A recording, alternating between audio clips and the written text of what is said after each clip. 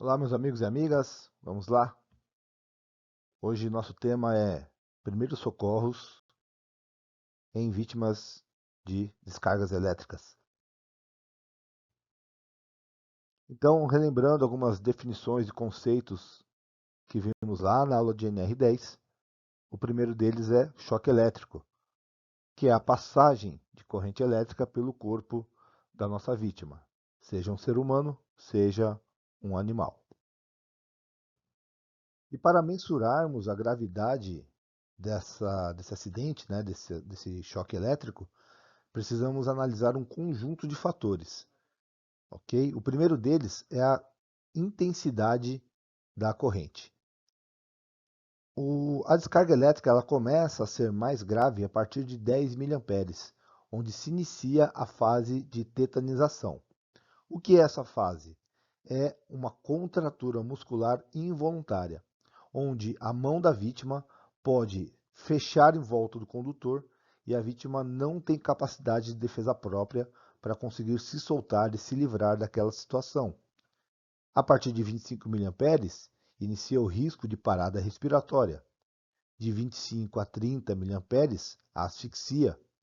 E de 65 a 75, fibrilação ventricular e, a partir disso, parada cardíaca e óbito.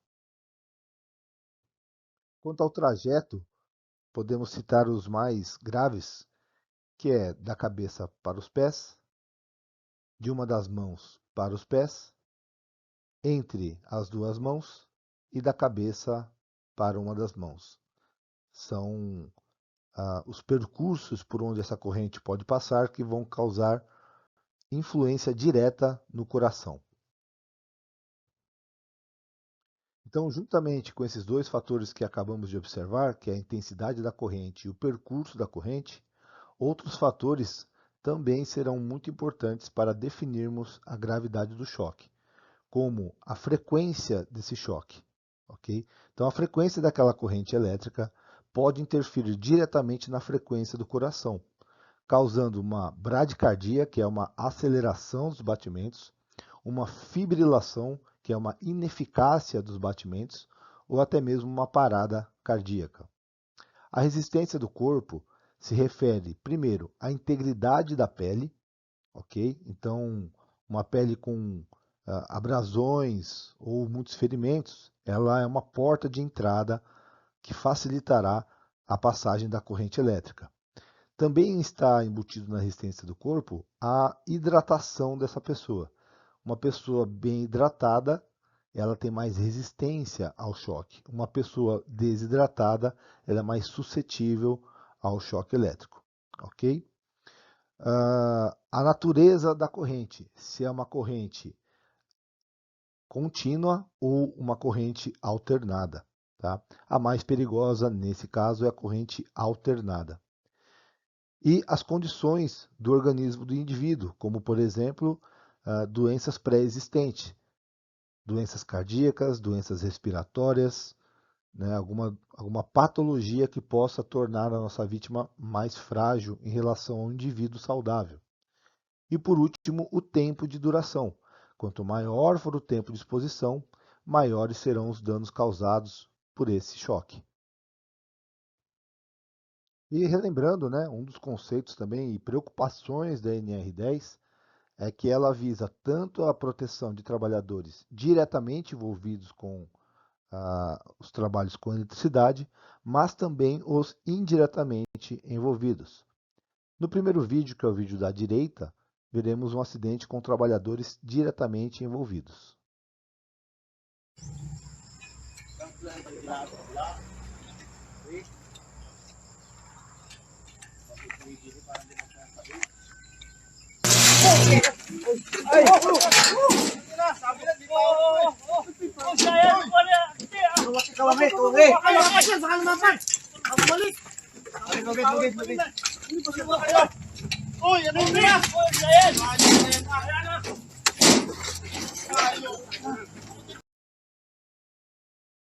E o vídeo da esquerda, um acidente com um trabalhador indiretamente envolvido.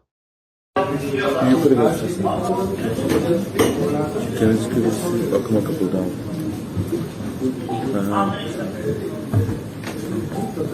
Gultam bayası Gultam. Gultam bayası Nihat'ın müdürü de. Gultam bayası.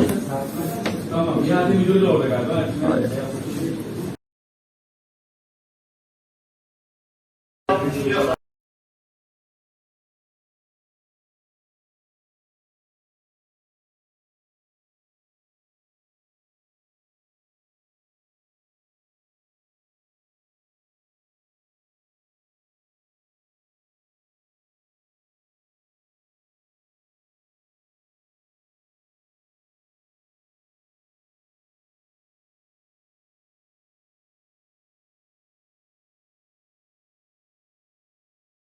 Bem, para que esses acidentes sejam evitados, é imprescindível a segurança deles. De que forma? Com os desligamentos dos sistemas e os bloqueios e tagueamentos. Vimos na NR10 onde devemos bloquear, relembrando que nos painéis de segurança, né, nos botões de emergência, é proibido o bloqueio neste local. Né, o bloqueio deve ser realizado nos painéis de acionamento, ok? E se houverem serviços simultâneos, cada trabalhador deve ter o seu sistema de bloqueio. E um dos fatores que mais causa acidentes com eletricidade é o fato de ser um inimigo invisível. Na maioria das vezes, não temos condições de visualmente percebermos se aquele sistema está energizado ou não. Normalmente conseguiremos fazer isso com a utilização de equipamentos e aparelhos que nos indiquem essa energização. Para que isso não ocorra, né, para que esses acidentes não ocorram, é necessário observarmos o trinômio da segurança. E o trinômio da segurança na NR10 é que o sistema esteja desligado, testado e aterrado. Mas, infelizmente, muitas vezes não conseguimos garantir a segurança 100% e os acidentes acontecem por falhas humanas, por falhas de equipamentos, por falhas de um diagrama bem elaborado. Então, muitas coisas podem originar o acidente. A partir da sua ocorrência, como devemos atuar neste tipo de emergência? A primeira e melhor opção é eliminar a fonte. Eliminando a fonte, garantiremos que o socorrista tenha condições seguras de adentrar ao local e ter contato com a vítima e poder ajudá-la sem se tornar uma segunda vítima. Quando não é possível desligar o sistema, então nos resta duas opções agora: afastar a fonte da vítima ou a vítima da fonte. Para qualquer uma dessas duas opções, temos que garantir que o objeto que utilizaremos não seja de material condutor. E a partir do momento que estamos seguros para alcançar a vítima, né, para adentrarmos aquele local, para nos aproximarmos, ao ter essa primeira abordagem com a vítima, faremos uma sequência de checagens. A primeira é checar o pulso, depois respiração. Possuindo esses dois sinais, poderemos nos preocupar com queimaduras, fraturas e hemorragia. Se um dos dois primeiros faltar, aí o tratamento será diferente. Vamos a eles. A checagem de pulso no meu primeiro contato com a vítima sempre será na carótida, ok? Por que na carótida? Por ser uma artéria mais calibrosa e mais volumosa, é muito mais fácil de identificarmos a presença de pulso. Um socorrista com pouco treinamento, com pouca experiência, se ele tentar fazer isso na região do punho, onde normalmente se procura ali pela artéria radial, muitas pessoas não conseguem detectar o sinal vital, ok? Então, priorizem sempre a carótida. Já com relação à verificação de respiração, aqui começam algumas diferenças de protocolo. Como assim protocolo? Os protocolos de atendimento a emergências aqui no Brasil, eles são baseados na American Heart Association, onde ela divide em categorias de socorristas. E existem basicamente os socorristas leigos e os socorristas profissionais. Os socorristas profissionais são aqueles que pertencem ao sistema de saúde. Então, um profissional do Corpo de Bombeiros, um profissional do SAMU, um profissional de uma área hospitalar, então uma enfermeira, um médico, ok? Então, esses são os socorristas profissionais. Já o socorrista leigo é aquela pessoa que possui uma outra atividade profissional, mas possui conhecimentos básicos em primeiros socorros, como um brigadista de incêndio de uma empresa, por exemplo. Tá? E qual será a diferença principal nesses protocolos? A primeira delas, com relação à verificação de respiração, é que o socorrista leigo vai apenas observar a movimentação do tórax e do abdômen. Se ele perceber essa dilatação da caixa torácica e do abdômen, ele vai determinar que a vítima está respirando. Se ele não perceber essa movimentação, ele vai entender que essa vítima está em parada respiratória. Tudo bem?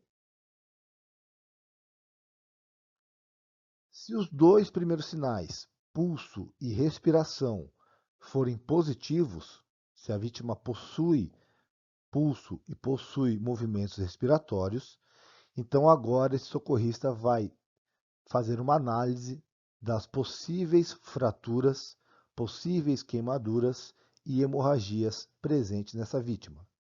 De que forma? Apalpando o corpo da vítima, sentindo diferenças de textura na pele, se existe algum inchaço em alguma região, se ele percebe algum osso crepitando. O que é crepitar? Você percebe que parece ter alguma coisa solta naquele membro, né? E você às vezes até escuta um som diferenciado, um rangido, né? Fragmentos de ossos, tá certo? E também hemorragias, que seriam perdas de volume de sangue. Sobre fraturas, nós temos as fraturas completas ou parciais. Então, as completas, o osso ele se parte totalmente, a parcial ele não termina de se romper, né? Ele vai romper parte do osso. E nas fraturas completas, nós temos a possibilidade de ser uma fratura fechada ou uma fratura exposta. A fratura fechada, ela não rompe os tecidos, já a fratura exposta, ela tende a romper os tecidos e provocar sangramentos. A forma de imobilização sempre será uma articulação antes e uma articulação depois da fratura. Se nós não imobilizarmos essas duas articulações e a tala for menor do que deveria, a imobilização não vai ter o efeito desejado. O tipo de equipamento que utilizamos para isso são as talas rígidas, que possuem um formato imutável, ou as talas moldáveis, que se adaptam ao formato daquele membro. Já para queimaduras, precisamos determinar o tipo da queimadura, se ela é uma queimadura elétrica, química, térmica ou abrasiva. Qual o grau da queimadura? Do primeiro ao quarto grau. E qual a porcentagem do corpo que foi atingida? É esse conjunto de informações que vai determinar a severidade dessas queimaduras. Tá? Então, muitas pessoas acreditam que é só o grau da queimadura. Não, eu preciso saber o tipo da queimadura. Por quê? Dependendo da queimadura, por exemplo, uma queimadura química, mesmo depois da exposição ao produto, ela pode continuar aumentando o grau de queimadura. Por quê? Porque a vítima ainda está contaminada com aquele produto. E ele pode continuar a agravar tanto em extensão quanto em grau de queimadura. As térmicas são aquelas queimaduras que podem ocorrer com calor ou com frio. As abrasivas são aquelas queimaduras por atrito. E as elétricas é o objetivo da nossa aula de NR10 e dessa aula que estamos tendo agora. Qual é o diferencial da queimadura elétrica para as demais? Normalmente, a passagem de corrente pelo corpo humano, dependendo da amperagem, ela vai mostrar dois ferimentos distintos para a gente: o ponto de entrada e o ponto de saída.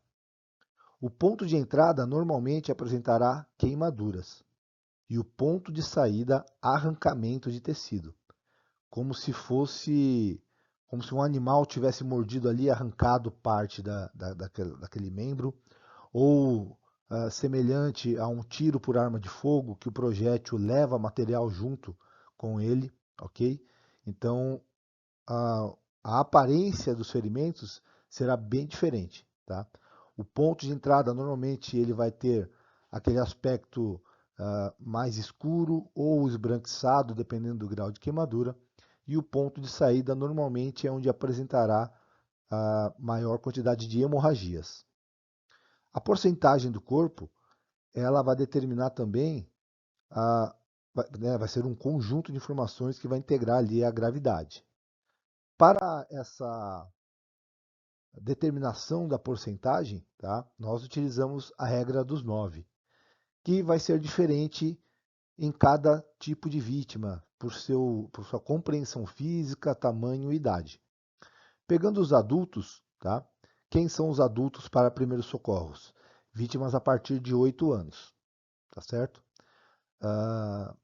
E a partir de 8 anos, então, nós vamos somar ali, ó, 9% representa a cabeça, 9% também para o braço direito, 9% para o braço esquerdo, 18% para a parte frontal do tórax, 18% para o dorso, ou seja, para as costas, 1% para a genitária, 18% para cada perna. E sobre os graus de queimadura, relembrando: primeiro grau, vermelhidão e dor; segundo grau, aparecimento de bolhas; terceiro grau, normalmente uma aparência mais esbranquiçada, porque está expondo ali a camada de gordura; quarto grau, atingiu músculos e ossos. Tranquilos? Sobre hemorragias. Primeiro, o tipo de hemorragia. Ela pode ser arterial, venosa ou capilar. A hemorragia arterial é aquele sangue que possui um vermelho mais vivo, porque ele é rico em oxigênio, e o fluxo dessa hemorragia é em impulsos, em jatos, ok? As hemorragias arteriais são as mais graves e as mais severas, as que podem levar a nossa vítima a óbito em pouquíssimos minutos. O sangramento venoso, dependendo da profundidade, da quantidade de veias que ele atingir, também pode ser um sangramento importante e, se não controlado, também pode levar a vítima a óbito. O fluxo de um sangramento venoso é um fluxo contínuo, tudo bem? Ele não tem oscilações igual ao sangramento arterial. E o sangramento venoso é um sangue mais escuro, mais opaco, um pouco mais puxado para a cor do vinho. Você percebe que ele tem menos vida do que o sangue arterial. Então, o sangue arterial é um vermelho mais vivo e o sangue venoso um sangue mais opaco, tem menos brilho, ok? E o sangramento capilar são pequenos sangramentos, normalmente por ferimentos abrasivos. Esses não oferecem risco à nossa vítima. Ok? Então, esses são os tipos de hemorragia. Quanto ao nível dessa hemorragia, ela pode ser externa, que é aquele sangramento visível, nós estamos vendo o sangue extrapolando, né, saindo do corpo da vítima, e as hemorragias internas, que são aquelas invisíveis aos olhos, porém podem ser de grande volume, também levar a vítima a óbito, e a única forma de percebê-los, né, de perceber esse tipo de hemorragia, é analisando os sinais clínicos da vítima. E aí eu preciso que seja um socorrista com mais experiência para que ele consiga perceber essa alteração dos sinais vitais e estabelecer que existe a possibilidade de uma hemorragia interna. A hemorragia externa, na maioria das vezes, nós conseguiremos estancar com técnicas de hemostasia. Já as internas são muito mais difíceis porque a sua reversão normalmente precisa de uma cirurgia. Quanto à contenção de hemorragias, existem diversas técnicas, ok? E cada uma é adequada ao tipo de situação que nós estamos enfrentando. Os curativos compressivos, eles são mais indicados para pequenos ferimentos com pouco fluxo de sangue. Quando esse ferimento for de dimensões maiores e inclusive houver arrancamento de tecido, tá? Deixando ali um espaço vazio, né? Um espaço faltante ali, nós precisamos, antes do curativo compressivo, realizar o preenchimento de ferida. Esse preenchimento de ferida será realizado com um material estéril e de preferência que possua agentes hemostáticos. Tá? O que é um agente hemostático? É um agente que vai auxiliar na coagulação do sangue. Então, realiza-se o preenchimento de ferida, depois, por cima dele, um curativo compressivo. E em casos mais graves, podemos utilizar o torniquete. Porém, a utilização do torniquete requer conhecimento e bom senso. Tudo bem? Vamos ver esse vídeo aqui. Ô, cara. Te levanta. Ô, levanta por causa da pressão do sangue, cara. Pô, tá me baixando a pressão. Com certeza? Ai, caralho. Pô, vocês são loucos, cara. Ó, pegou a artéria, cara. Claro, pegou a artéria, cara. Acabou, cara. Matou. Tava gelado o cara já, cara.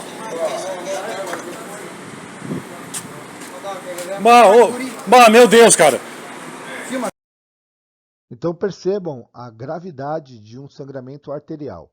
Nós vimos que em poucos segundos essa vítima passou de um estado de consciência para um estado de inconsciência. Devido ao quê? Devido ao grande volume de sangue perdido.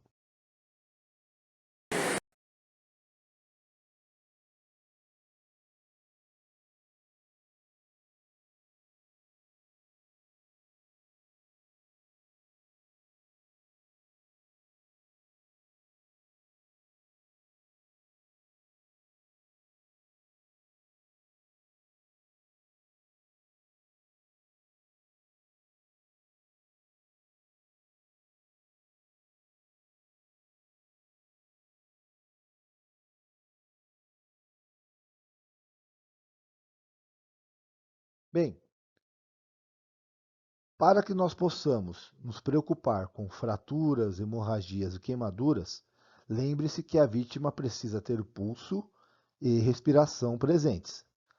Caso ela não tenha pulso e não apresente respiração, nós vamos priorizar essa manobra, que é a manobra de RCP, de reanimação cardiopulmonar. Tudo bem? Então, qual o problema de uma fratura para uma vítima que está em parada cardiorrespiratória? Nenhum.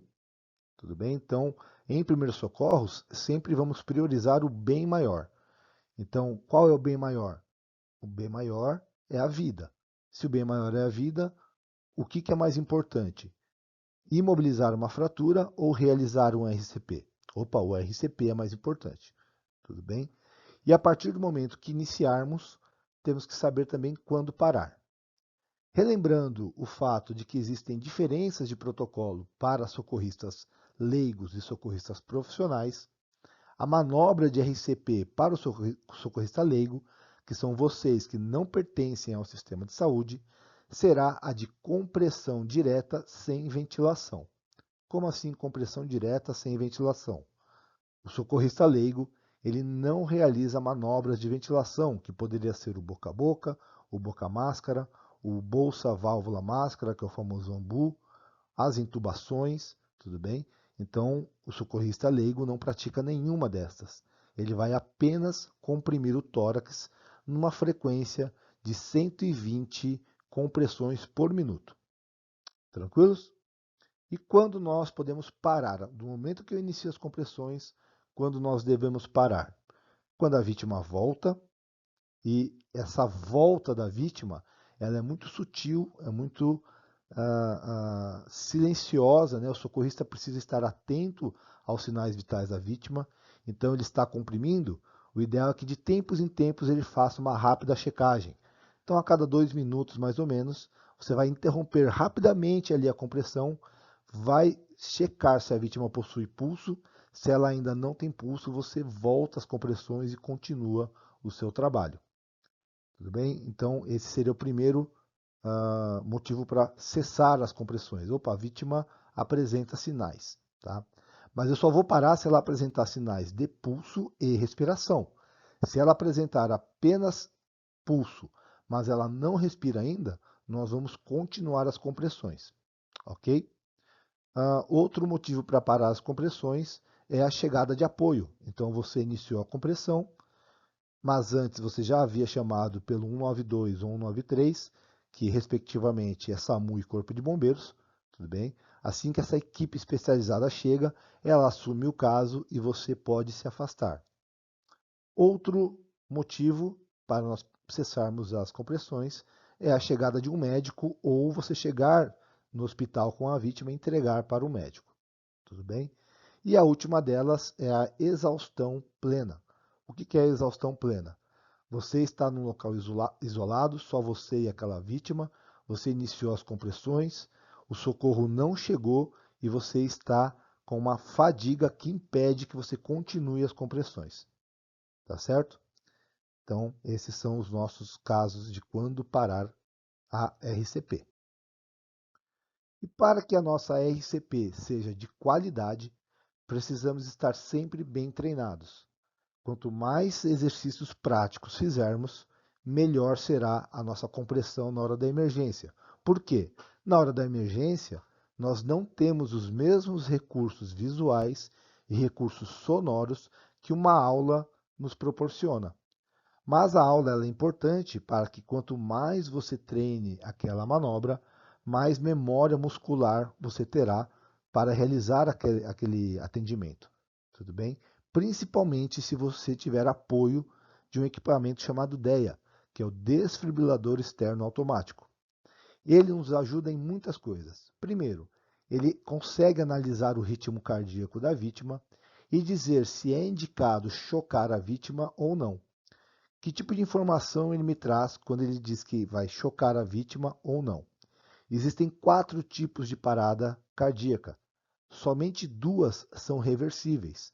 Então, quando o DEA te avisa de que o choque é indicado, ele está dizendo que ele localizou, que ele percebeu uma dessas 2 paradas reversíveis. Tudo bem?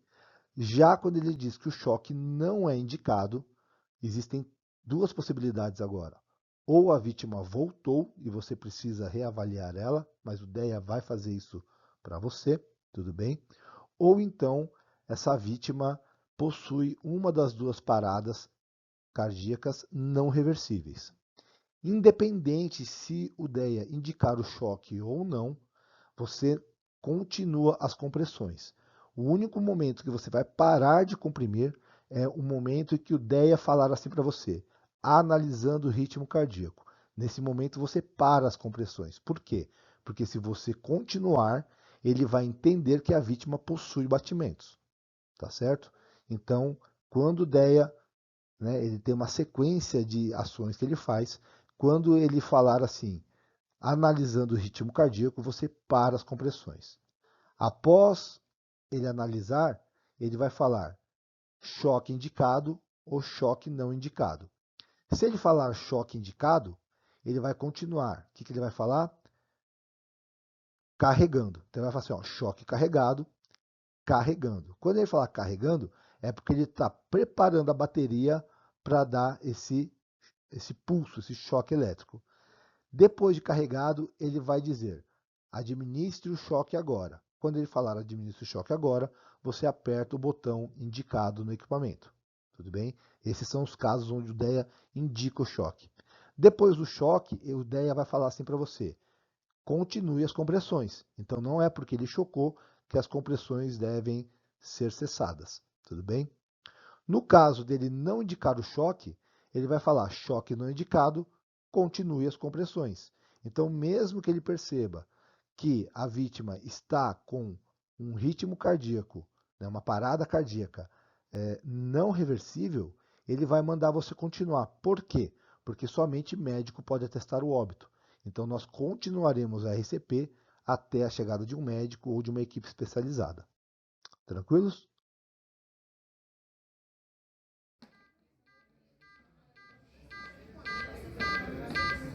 Siga o ritmo do bebê.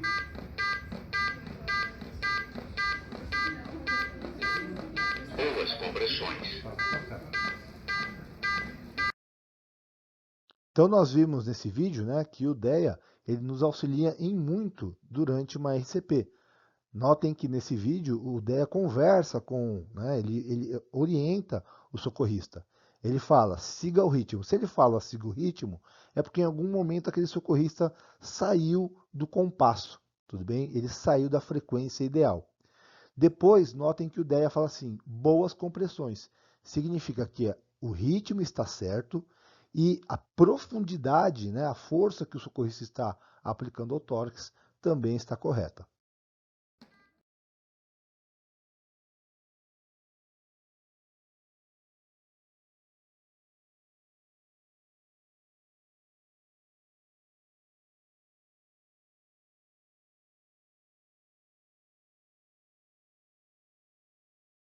Bem, e a nossa mensagem final é de quem sabe agir no primeiro minuto pode mudar uma história para sempre. Tá? Então, quanto mais rápido você identificar uma parada cardiorrespiratória, quanto mais rápido você iniciar o atendimento, mais chances aquela vítima tem de voltar à vida, né? Daquela situação de risco, de quase morte, né? Ser revertida e ela ter aí uma segunda chance. Tudo bem? Espero que tenham gostado da aula, não só dessa, né, mas de todas elas. Aguardo os comentários de vocês para poder liberar as provas e até uma próxima. Abraços.